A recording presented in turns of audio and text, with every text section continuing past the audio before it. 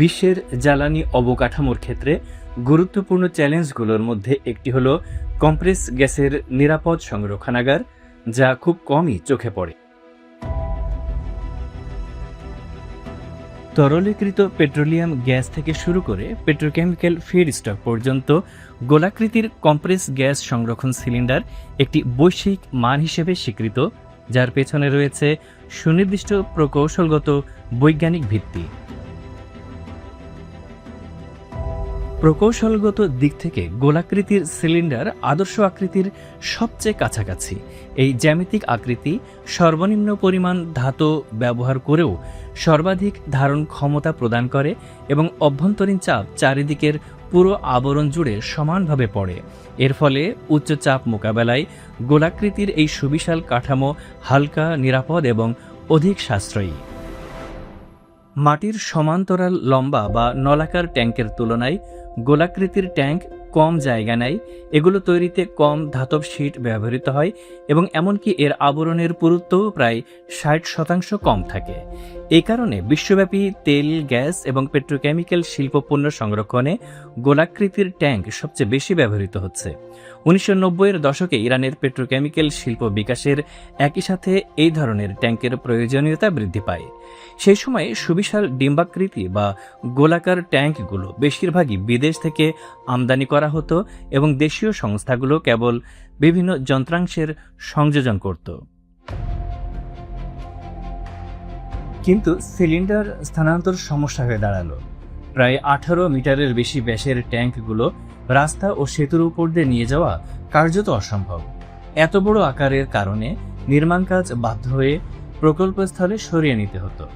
এই প্রযুক্তিগত সীমাবদ্ধতা ধীরে ধীরে একটি কৌশলগত বিষয় হয়ে দাঁড়ালো। আর এক ভারী নির্মাণ শিল্প, যাদের ট্যাঙ্ক নির্মাণে ইতিমধ্যে দীর্ঘ অভিজ্ঞতা ছিল, তারা দেখল যদি দেশীয় সরঞ্জাম দিয়ে গ্যাস সিলিন্ডারের মাথা এবং প্রেসার বডির নিখুঁত নির্মাণ সম্ভব হয়, তবে গোলাকার ট্যাঙ্ক নির্মাণের জন্য কেন বিদেশের উপর নির্ভর করতে হবে? এ ব্যাপারে পদক্ষেপ নেওয়া সহজ কাজ ছিল না। বিশাল গোলাকৃতির ধাতব পাত বাঁকানো ছাড়াও ট্যাঙ্কটিকে অভ্যন্তরীণ চাপ, ভূমিকম্প, বাতাস এবং প্রতিকূল পরিবেশ মোকাবেলার ক্ষমতা থাকতে হবে। আন্তর্জাতিক নিরাপত্তা মান অনুযায়ী স্তম্ভগুলোর নকশা, ভার স্থানান্তরের পদ্ধতি এবং পিলার বা স্তম্ভের উপর গোলাকৃতির ধাতব পাত্র বসানোর জন্য বিশাল কারিগরি জ্ঞানের প্রয়োজন। কিন্তু সবচেয়ে জটিল ধাপগুলোর মধ্যে একটি ছিল ধাতব পাত্রগুলোর খণ্ডিত অংশগুলোকে পরস্পরের সাথে সংযুক্ত করা। প্রতিটি অংশ ফুলের পাপড়ি বা পেটালের মতো দেখতে।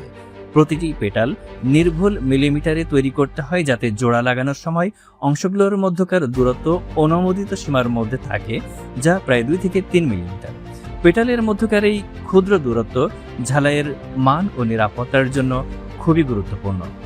2 পাতের মধ্যবর্তী স্থানের ফাঁক অনেক সময় 7 বা 8 মিলিমিটার পর্যন্ত হতো এবং সেই ফাঁক পূরণ করতে সময় লাগত।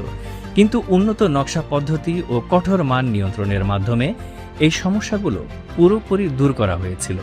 এক্ষেত্রে সাফল্য এসেছিল ঝালাইকারী ও কারিগরদের সাথে প্রকৌশলীদের ঘনিষ্ঠ পরামর্শের মাধ্যমে।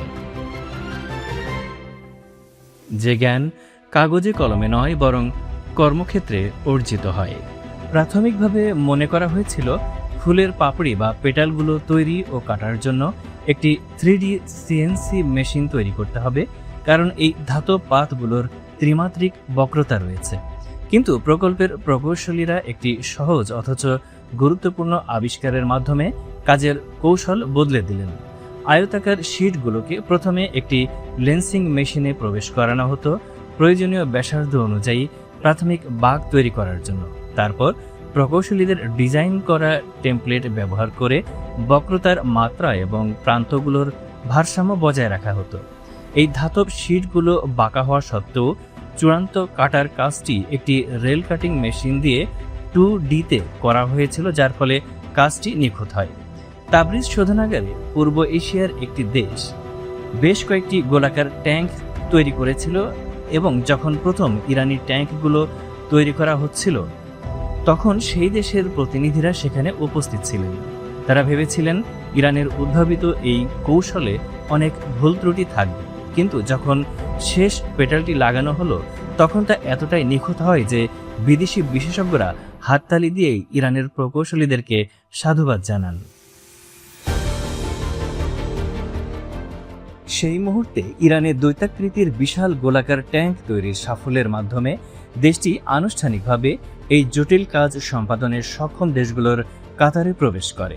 আরাক ভারী নির্মাণ শিল্প কোম্পানিকে গোলাকৃতির ট্যাঙ্ক তৈরির দায়িত্ব দেওয়া নিয়োগকর্তা দেশীয় শক্তির উপর বিশ্বাস রেখে এত বড় ঝুঁকি গ্রহণ করেছিলেন। মাটির সমান্তরাল লম্বা ট্যাঙ্ক তৈরির অভিজ্ঞতা এবং তরুণ প্রকৌশলীদের নকশা ও বিশ্লেষণ সক্ষমতাকে কাজে লাগিয়ে ইরানিরা প্রথম গোলাকৃতির ট্যাঙ্ক নির্মাণে সক্ষম হন। আজ পর্যন্ত আরাক ভারী নির্মাণ শিল্প কোম্পানি প্রায় 140টি গোলাকার প্রেসার ট্যাঙ্ক তৈরি করেছে, যাদের মধ্যে কয়েকটি তুর্কমেনিস্তান সহ বিদেশের বিভিন্ন প্রকল্পের জন্য নির্মিত। সবচেয়ে উল্লেখযোগ্য প্রকল্পগুলোর মধ্যে একটি ছিল খালিজে ফার্স্ট স্টার রিফাইনারি, যেখানে 13টি বড় গোলাকার ট্যাঙ্ক নির্মিত হয়। এই অভিজ্ঞতা এমন এক শিক্ষা যা শিল্পক্ষেত্রে আত্মনির্ভরশীলতা কেবল স্লোগানের মাধ্যমে নয়, বরং প্রকৌশলগত জ্ঞান, দক্ষ জনশক্তি এবং বাস্তব সমস্যা সমাধানের মাধ্যমে সাফল্য অর্জিত হয়। এমন এক বিশ্বে আমরা বাস করছি যেখানে নিজস্ব জ্বালানি নিরাপত্তা, সুরক্ষা এবং সরবরাহ ব্যবস্থা গুরুত্বপূর্ণ হয়ে উঠছে। সেখানে ইরানের এই ধরনের সাফল্য দেখিয়ে দিয়েছে কিভাবে একটি শিল্প বৈশ্বিক মান ধরে রেখে কেবল সংযোজন না করে বরং নিজেরাই উৎপাদনে যেতে পারে।